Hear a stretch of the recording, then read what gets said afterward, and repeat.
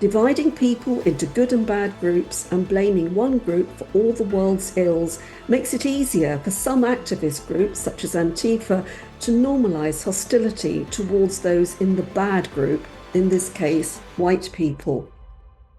These progressive narratives can also be found in the video gaming industry. Sociologist Musa Al-Gharbi of the Heterodox Academy writes about the tensions in this industry between, on the one hand, its predominantly conservative gamers, especially those who might be white or male, and on the other, the progressive, left-leaning creatives who produce the games, who have a politicised social justice agenda. Many of you may remember Gamergate, where gamers objected to the moralising campaign they felt was being imposed on them.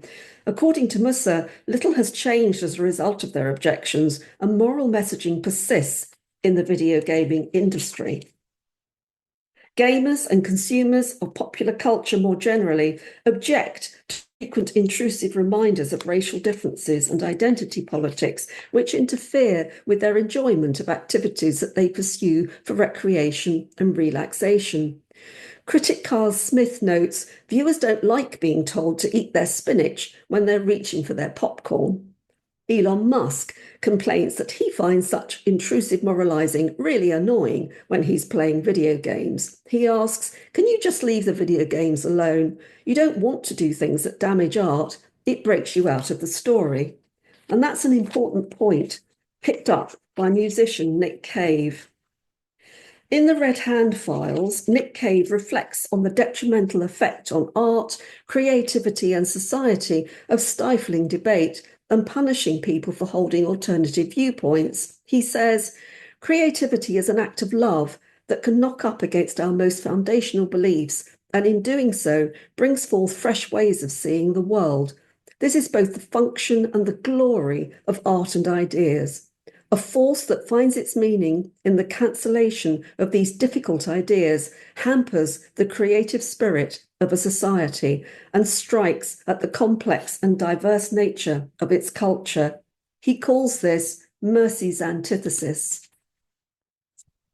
Perhaps we could begin to understand the underpinnings of this merciless force by looking at the work of Lukianoff and Haidt, who point out that the belief that life is a battle between good people and evil people is one of the great untruths that appear to be prominent in education now.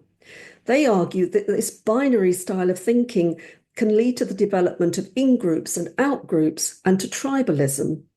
Dividing people into good and bad groups and blaming one group for all the world's ills makes it easier for some activist groups, such as Antifa, to normalise hostility towards those in the bad group, in this case, white people. All these factors can contribute to anti-white aggression and increase the likelihood that such aggression will be tolerated and viewed as acceptable. And we'll hear more about this from Jaco later.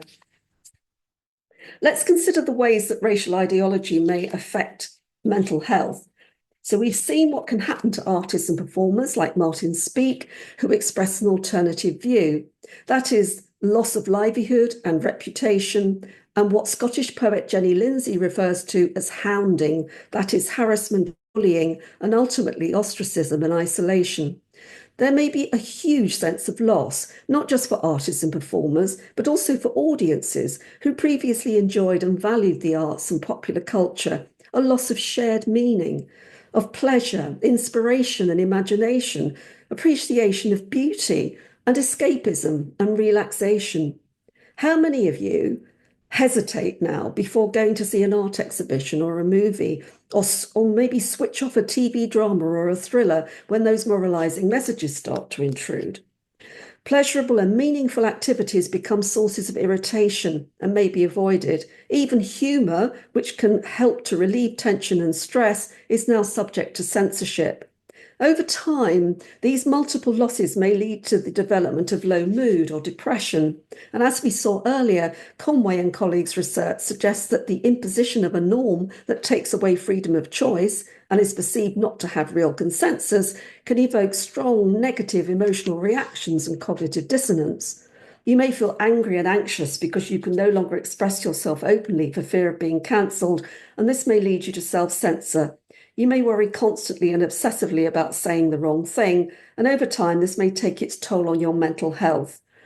Those who can no longer get work or feel excluded feel shame or low self-worth and feel hopeless and helpless. Ostracism may lead to isolation and suicidal ideation. And here's the twist in the tale. If your mental health has been negatively affected by racial ideology, you may decide you need help from a mental health professional. Yet, as we know from Craig's presentation, you may well find that the psychologist you're referred to has been trained to view her clients and the world through the same racial lens that is causing you problems. Craig makes the point that multicultural psychology is blind to its own tribalism, stereotyping, and groupthink, and how the basic rules of evidence-based practice have been suspended for multiculturalism ideology. Richard Redding has also repeatedly warned of the ideological and political bias in psychology, and he and Corey Cobb point out that culturally competent psychotherapy fails to take account of socio-political values. So, to illustrate the problem, here is a quote from a popular cultural counselling textbook, which you're no doubt familiar. It comes from a chapter identifying learning objectives for white helping professionals. Readers should learn what white helping professionals need to do in order to prevent their whiteness from negatively impacting clients of colour.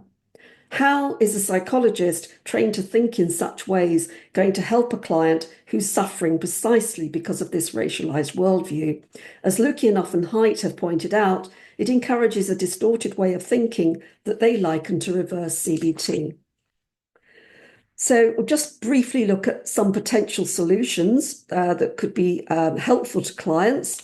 Firstly, it's vital to establish a network of knowledgeable, open-minded mental health professionals who are not blind to groupthink or tribalism and who value evidence-based practice.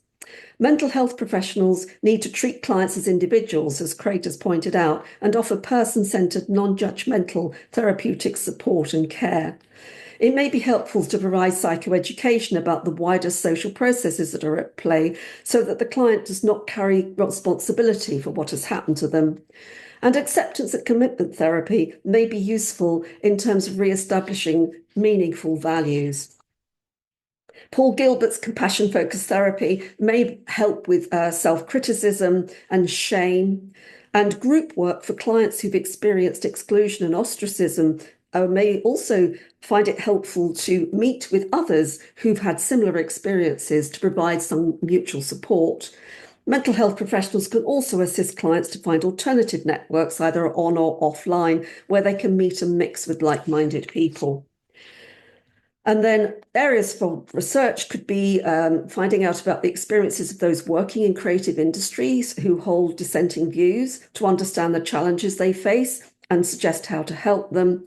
We could look at the psychological effects of being excluded from your profession when you've done nothing wrong. And we need to understand these challenges in order to provide effective treatments. And as for audiences and consumers of the arts and popular culture, we need to investigate the effects of imposing political narratives on the enjoyment of the arts and popular culture.